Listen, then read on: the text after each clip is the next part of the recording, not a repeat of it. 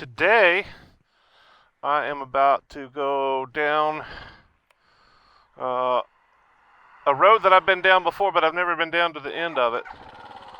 And now that somebody told me the other day,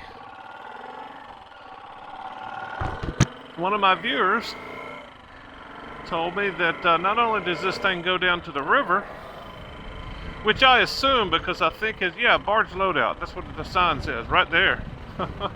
Not only does it go down to the river, but it also has another, some more coke ovens. That's what I understood, but the only coke ovens I know are right down that road right there. So I may stop by there on the way back. But I want to go down here today to see how far down this road goes to the river, or at least how far down I can get. They may have it gated off or fenced off or something. I don't know. It's Saturday, so nobody's working today, or not very many people are working today, which is why I'm coming down this road, because this thing is a terror during the week when these big trucks are running down through here. This dust is awful. It hangs in the air for a while, so even after the trucks have ridden down through here, just a big cloud stays in the air, and it's not very particularly fun to ride on.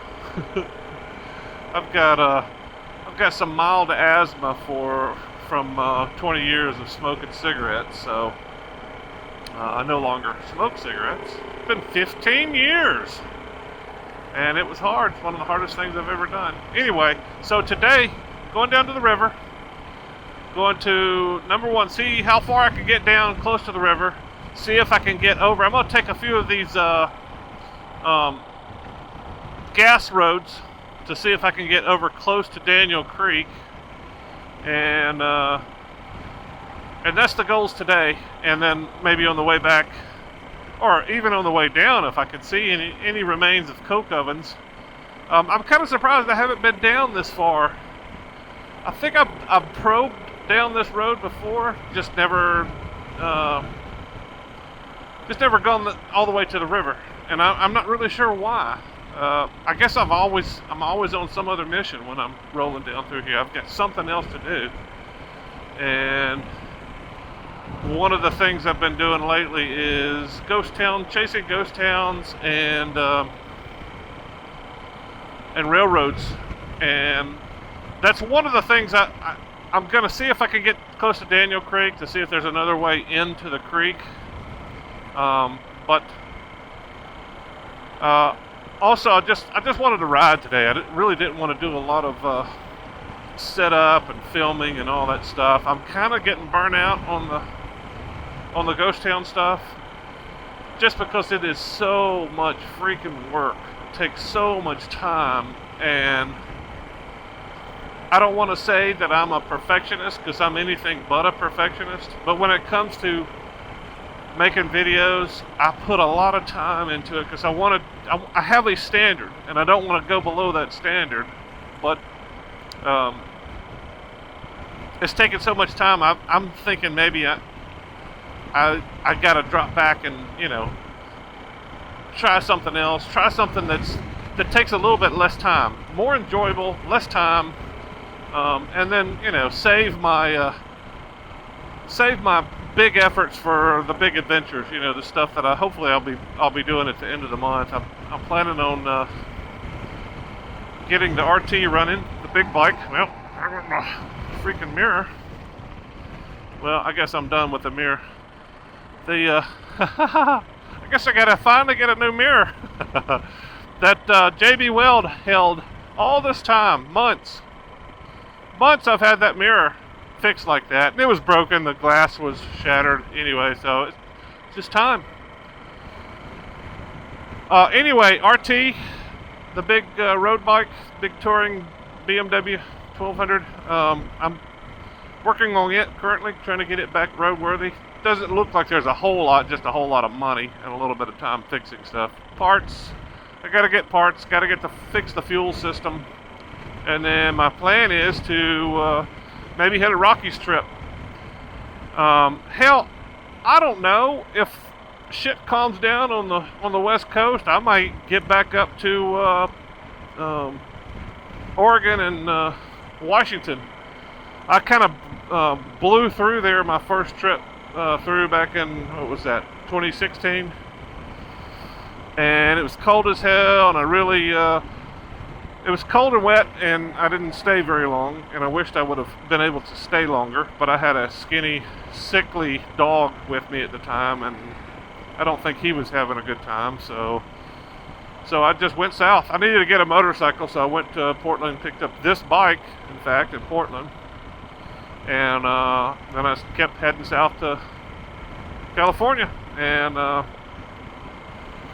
anyway, Northern California is still interesting, but specifically Washington State and Oregon. I spent very little time there, and that country is amazing. I have no interest in spending any time in the cities, so maybe I can completely avoid the chaos if it's still going on, but the main thing is just to get back out to the Rockies and Utah. Spend some more time in Utah and Colorado and Idaho, Montana, Wyoming, New Mexico.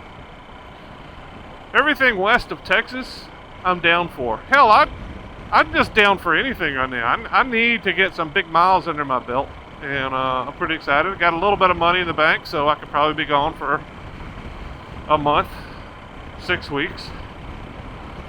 Maybe I'll push the limit, see how long I can stay out. But I'm excited about that. I'm toning down my ghost towns. And if you're not familiar with my ghost towns and the railroad stuff that I've been doing for a while, I'll put that link up here. You can check that out. I mean, it's interesting stuff, but I'm just not. It's really, if I was growing my audience, I would say I would keep doing it. But from what it looks like, I'm gathering a bunch of people that are not really into motorcycles. I gather them up for the interesting ghost towns that they can relate to. And then I put out a non-historical motorcycle video, and they immediately unsubscribe. So I'm not really building my audience. I think maybe I just need to focus more on motorcycles and spend less time. And it is a great deal of time that I'm spending on the ghost town stuff. And this is kind of what I expected, unfortunately. This is pretty much exactly what I was expecting. I didn't see a fence on Google Maps, but I don't blame them. They got a bunch of expensive crap down here. I'm sure at least computers in that office down there, and I don't blame them for locking it up. I'm surprised that they don't lock all the rest of their stuff up down here. Like, I'm surprised that they don't lock all these gas roads up. But,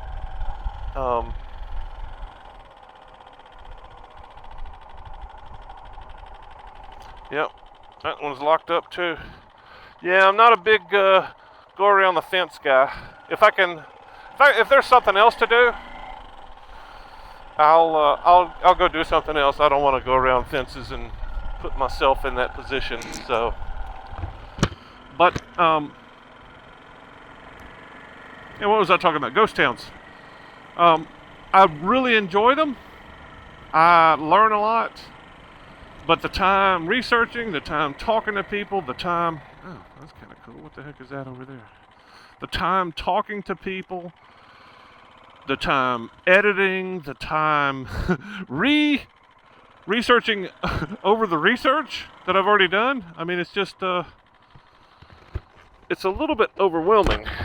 And I would probably continue to do it if there was a positive result. In other words, a net gain in audience, or something. You know, I've gotten a positive response from people viewing it, and I've gotten a lot of positive responses from people that are not subscribed.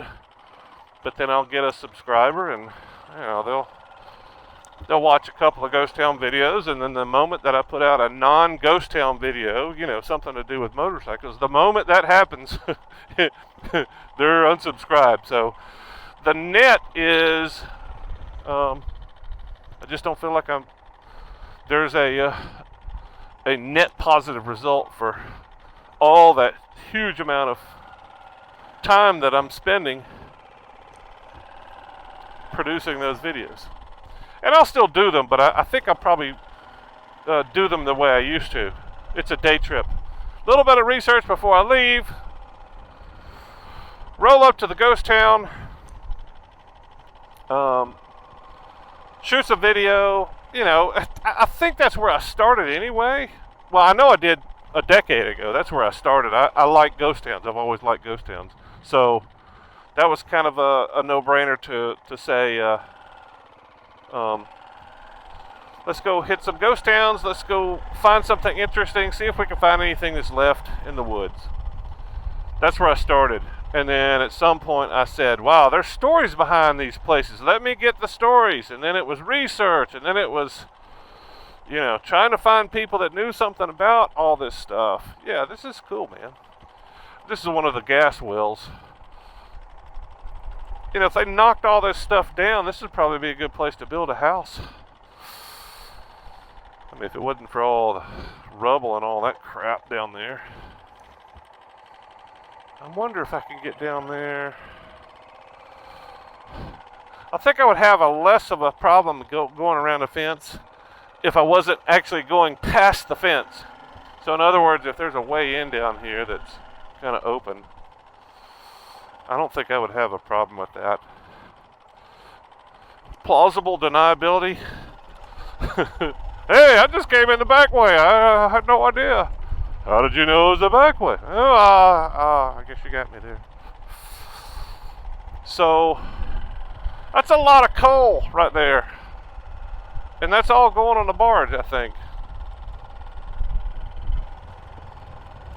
So anyway,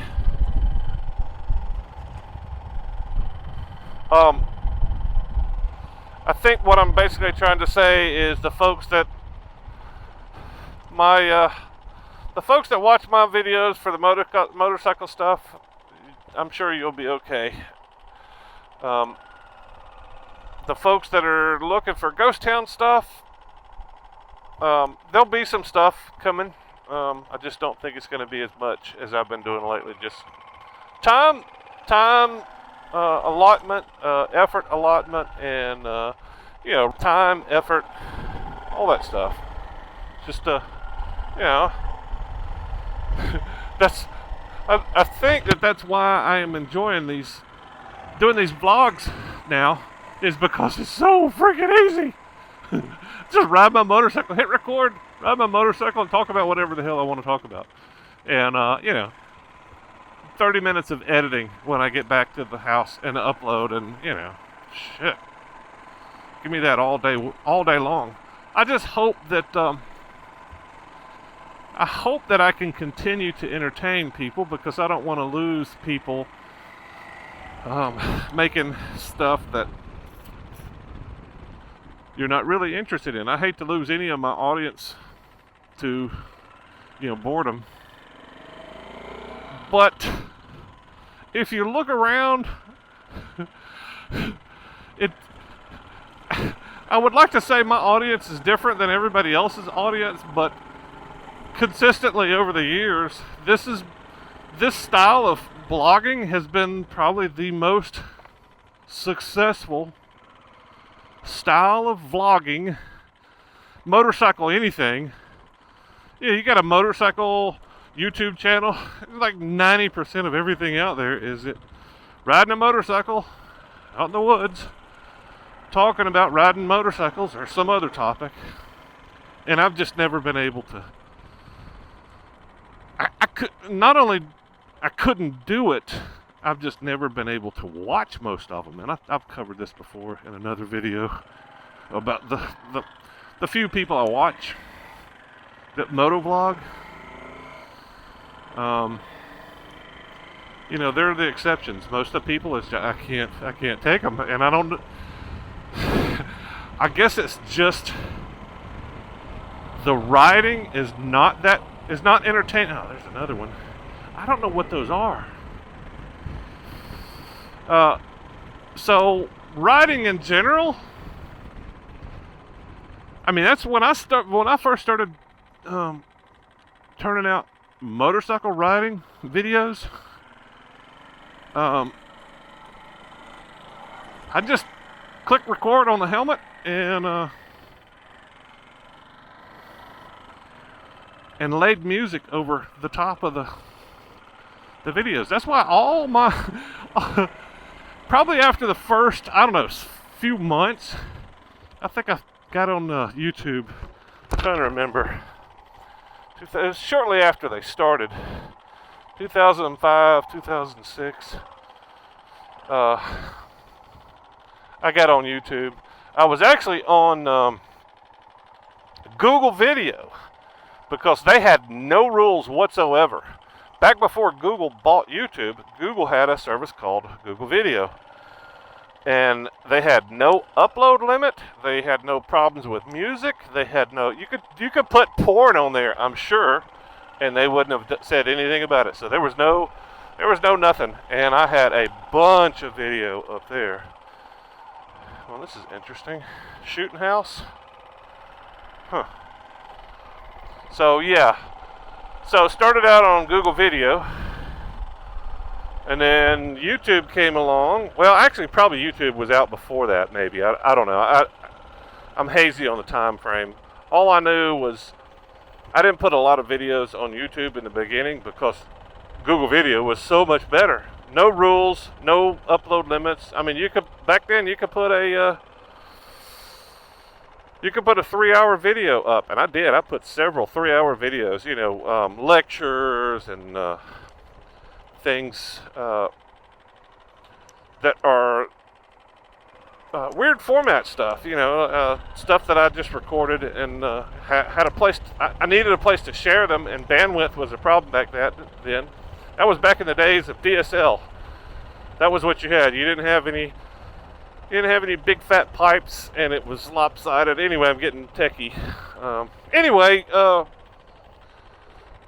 Google Video was the thing, and then they eventually closed it down, and I had to start putting stuff on Vimeo because even back then YouTube had a problem with copyrights and music and all that stuff. So not just that, but they also had I think they had a 10-minute limit, 15-minute limit on the videos. So I figured, you know, most songs are 3 minutes something, and so what I wound up doing was putting my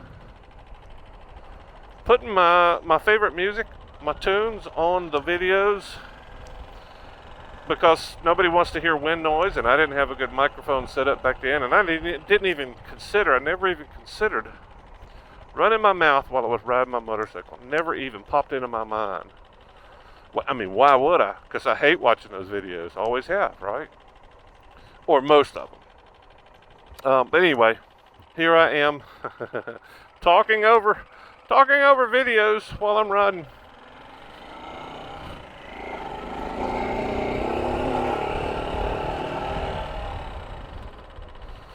It's a odd turncycle.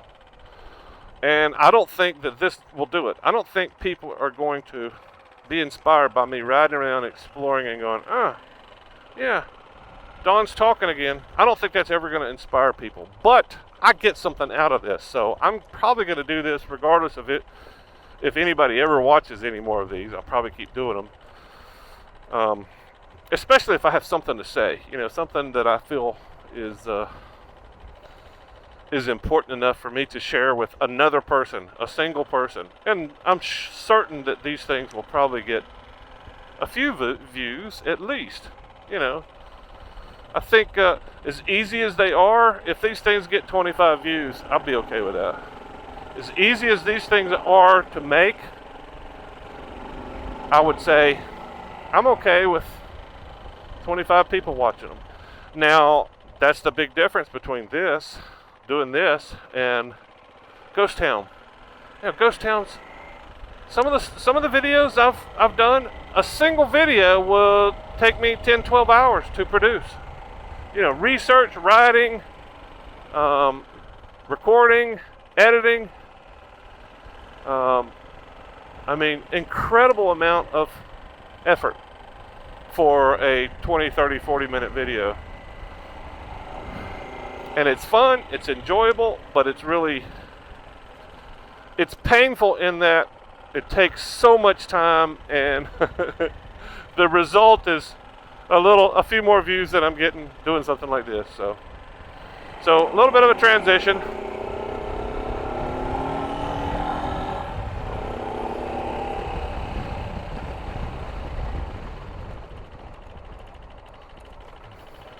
It's interesting to know that there's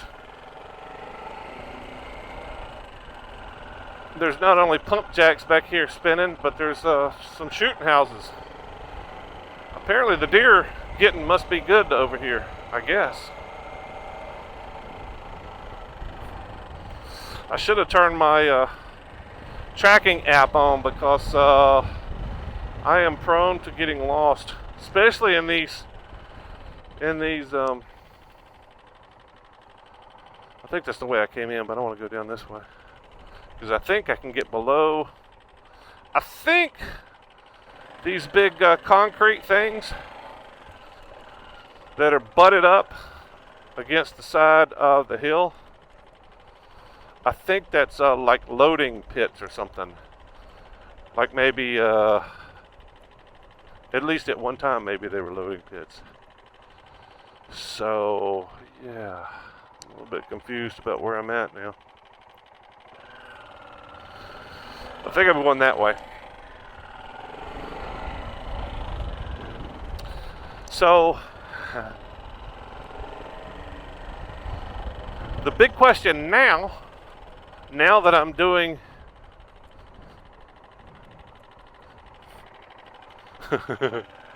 oh yeah, there we are. I knew I was getting close. I knew I was going in the right direction at least.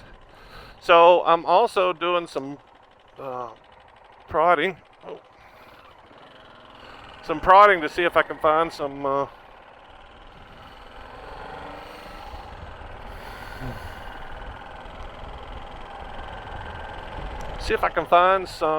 coke ovens that are supposed to be down here somewhere. And maybe I misunderstood what my guy was telling me. It's one of my viewers. I'm trying to remember his handle. I gotta order one of those mirrors today, because in Alabama you have to have one mirror. That's the law. You have to have one mirror. Maybe if I ride around with this and with the broken stub here, they'll cut me some slack and go, oh yeah, dummy broke his mirror off. Or at least if they pull me over, go, yeah, broke my mirror off. I'll ride out in the dirt. But I also have an expired tag. My bike is registered in Florida, and I just haven't been down to Florida to pick up my new tag. I don't think that they would appreciate mailing my tag to Alabama. I have a funny suspicion that they would go, you really need to be living in Florida. I'm like, yeah. So the question now, while I'm blathering on, is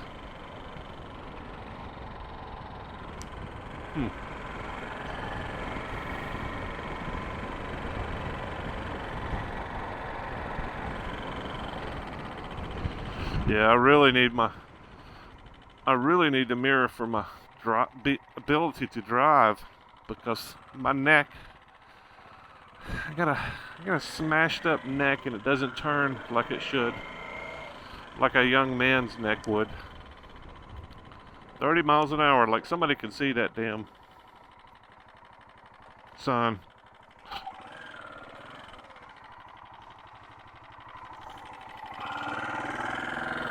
Second gear, baby.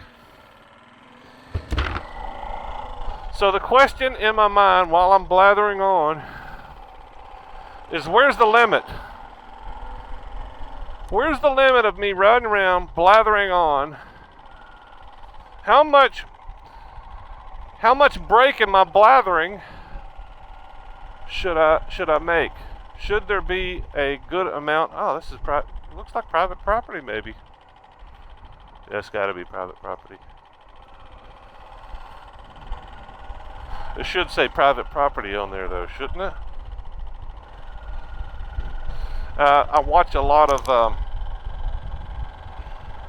lawyers online on YouTube. There's a couple of, well, actually, there's 3. I watch 3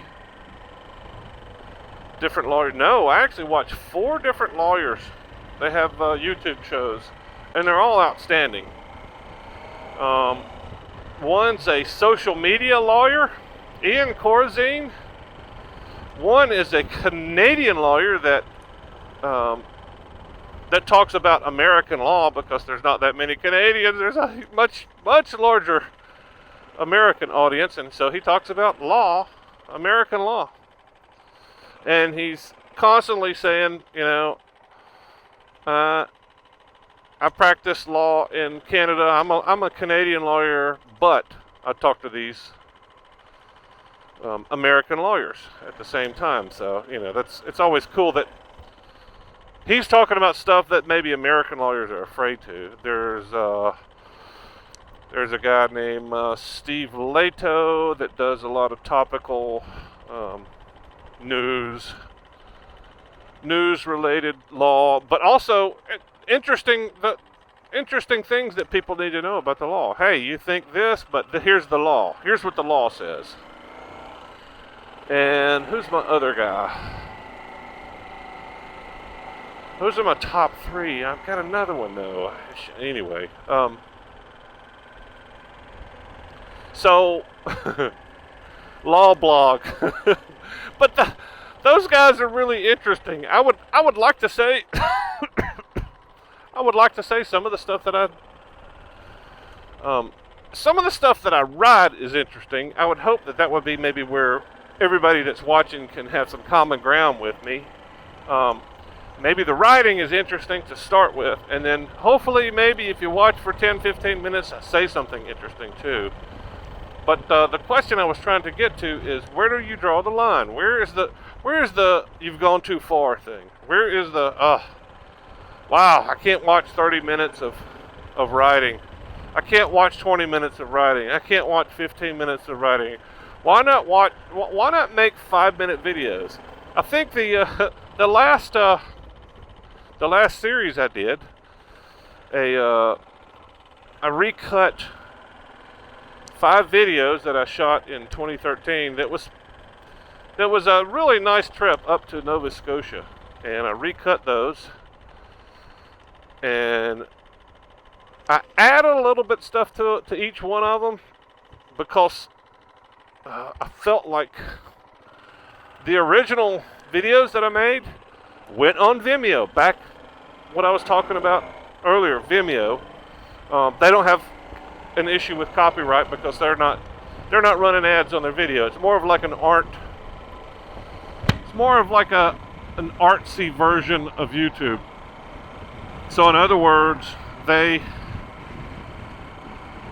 allow copyrighted material to be on their platform because they're not making money off of it. So in other words, the original creators, so if I wanted to put a Stones song on this video and post it to YouTube, YouTube. Yeah, let's take that for an example. If I wanted to put one of my favorite tunes on this video and put it on YouTube, YouTube would give me a copyright strike.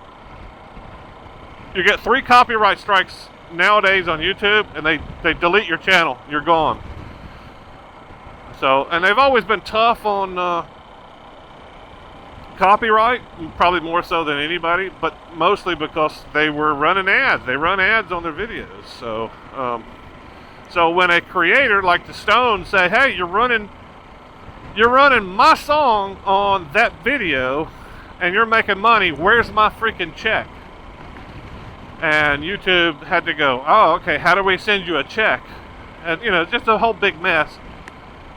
Vimeo, on the other hand, is is a neutral platform because you can post whatever you want to on there. I guess with it, they've still got some guidelines. I'm not sure what they are because I haven't posted a video in a couple of years, probably going on 3 years now. But anyway, I posted this original series on Vimeo because I could put my music on there, the music, my favorite music. But Vimeo had a file size limitation, so typically that ran less than 4 minutes. So I made all these videos were less than 4 minutes when I originally posted on Vimeo, and I really wanted to share them on YouTube, which means I had to take the old videos out, take the music that I originally put on top of them out, and put my new music in that I have a license for, and tell the rest of the story. Unfortunately, all I had to tell the rest of the story was the original video that I put on Vimeo. That's all I had. I didn't have the originals like I've got almost all my original videos that I've been shooting for the last decade or more. I've got all that the original video, but I did not have this video, so I downloaded it from Vimeo, re-edited it, and posted it back up. I'm not sure what my point was here. I think I'm trying to illustrate the difference in. That's why I had the 3-minute format, and what turns out to be a 5-minute format after I repost them on YouTube. It's a 5-6 minutes. I don't think any of them were more than 7 minutes, but I got a few comments to say, hey, I like this shorter video. And I completely understand and I completely appreciate that. And I guess the struggle I have with that is if I'm not forced to make a 5-minute video nowadays, it's probably not going to be a 5-minute video because it's so damn hard to tell a story in 5 minutes. It is so damn hard. And the only other way that I can think of to get around that is to make a series like I did. You know, it was a one adventure thing. It was, I don't know, week and a half. If I had the original video and all that stuff, I would have probably, and I was forced to make 5-minute videos on them.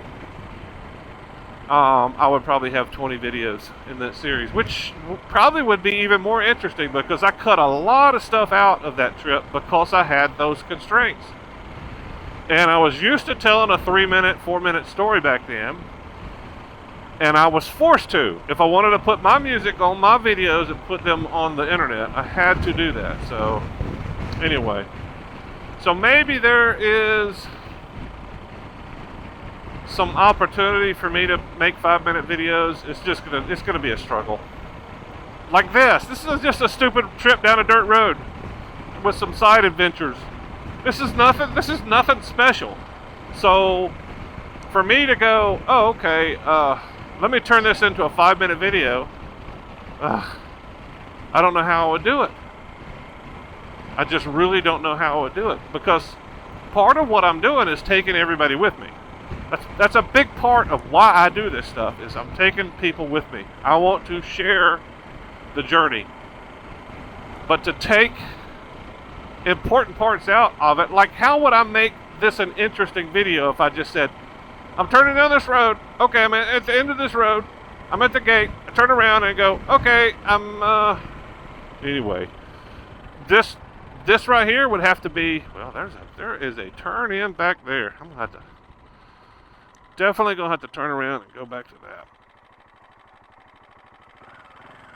So yeah, this is gonna be a 5-minute section right here. That is the road that will take you down to.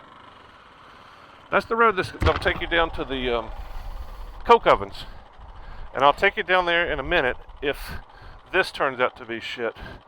But this looks like a road also, and I have not been down this road. This is probably the other side of the coke ovens. It's pretty swampy back in here. I hope they haven't dumped. There's a tree down in here. Could probably get up. Yeah, that looks like the backside of the coke ovens there. It's just a tree down. That's a lot of cutting to get that tree out of the way. So I'm going to take you down the coke ovens. But what I was saying is this visit to these coke ovens is a 5-minute video or more. And you'll see. I'll put a timer on this and show you that this is a whole story in itself. Just this little stop right here. So, constraints. I guess that's what I started out this conversation with. Constraints. What are the constraints? What is your personal limit? You don't watch videos more than 5 minutes. I understand that. I limit the stuff that I watch over 10 minutes to the exceptional stuff. And I know there's not much of my stuff that's exceptional. I understand that. But what I also understand is YouTube is very particular about how long people watch your stuff. Those are the coke ovens right there. Really hard to tell. I'll get off the bike here, but I want to roll down here to the massive concrete stuff. Now, what are we? 2 minutes into this section already? How about this? How about this, y'all?